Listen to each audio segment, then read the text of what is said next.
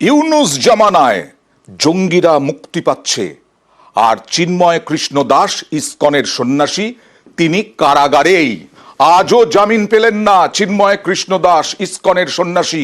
25 জন আইনজীবী তার হয়ে সওয়াল করেছেন, কিন্তু তার জামিন না মঞ্জুর হয়ে যায় চট্টগ্রামের আদালতে। 25শে নভেম্বর গ্রেফতার করা হয় সন্ন্যাসীকে। কথা বলবো প্রতিনিধি মৈত্রেয়ীর সঙ্গে। মৈত্রেয়ী, যেটা বলছিলাম, বহু জঙ্গির মুক্তি, আর চিন্ময় কৃষ্ণ দাস তাকে কারাগারেই রাখতে হচ্ছে।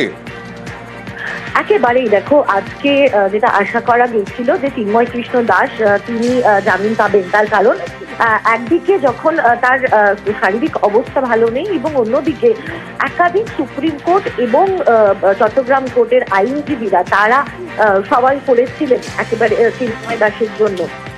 কিন্তু সেখানে দাঁড়িয়েও 8 ঘন্টার মাত্র শুনানি চলে। টাইট সিকিউরিটির মধ্যে এই শুনানি শুরু হয়েছিল। 8 ঘন্টা শুনানি চলার পরেই জামিন নাকচ করে দেয় একেবারে চট্টগ্রামের আদালত।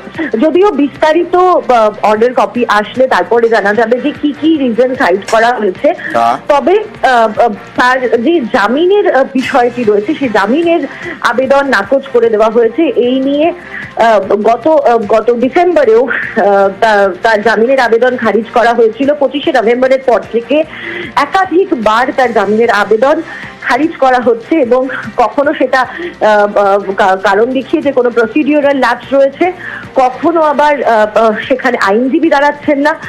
এইভাবে করে কিন্তু বহু আইনজীবী দাঁড়িয়েছিলেন। একেবারে আজকে একাধিক আইনজীবী তারা দাঁড়িয়েছিলেন। মোট 25 জন আইনজীবী আজকে সওয়াল করার জন্য উপস্থিত হয়েছিলেন, যার মধ্যে 11 জন ছিলেন শুধু সুপ্রিম কোর্টের আইনজীবী। এবং সেখানে যে বিষয়গুলো তুলে ধরা হচ্ছিল, মূলত এবং যে সমস্ত চার্জ আনা হয়েছে, সেডিশন সহ অর্থাৎ দেশদ্রোহিতা সহ যে সমস্ত একাধিক চার্জ আনা হয়েছে, সেগুলো যে সঠিক নয় সেই তার প্রেক্ষিতে সওয়াল করেন আইনজীবীরা। এবং একই সঙ্গে তারা সওয়াল করেছিলেন শারীরিক অবস্থার কথা মাথায় রেখে, তার কারণ গত কয়েকদিন যাবৎ অসুস্থ চিন্ময় কৃষ্ণ দাস এবং তিনি হাসপাতালে চিকিৎসাধীন।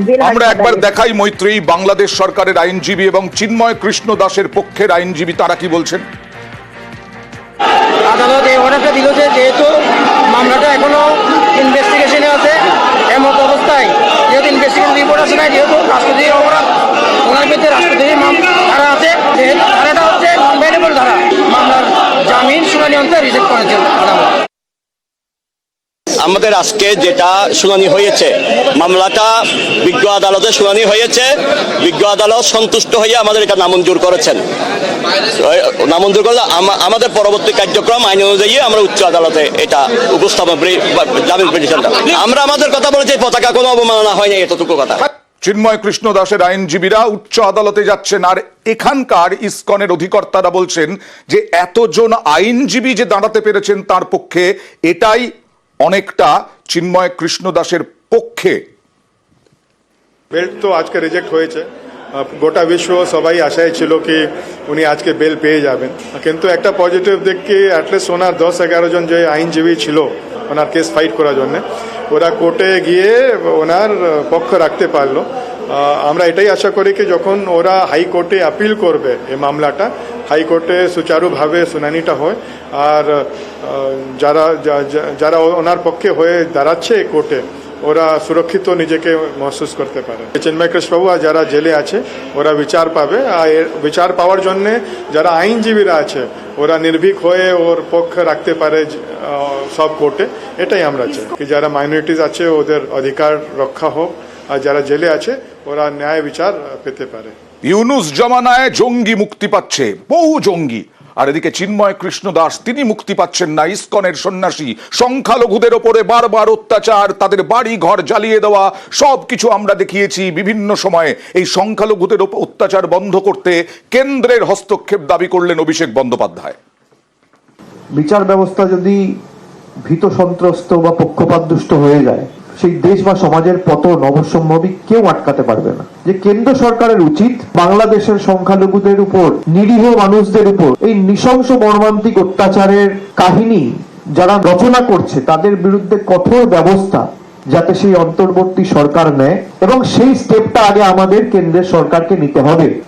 কোনো রকম কোনো স্টেটমেন্ট নেই। বিদেশ মন্ত্রী চুপ, বিদেশ সচিব চুপ, স্বরাষ্ট্র মন্ত্রী চুপ, সবাই চুপ। আমার কথার সাথে তো আমার অ্যাকশন ম্যাচ করতে হবে। কাজে আর কথায় যদি এত ফারাক থাকে, ভারতবর্ষ না থাকলে ওটা পূর্ব পাকিস্তান হয়ে থাকতো।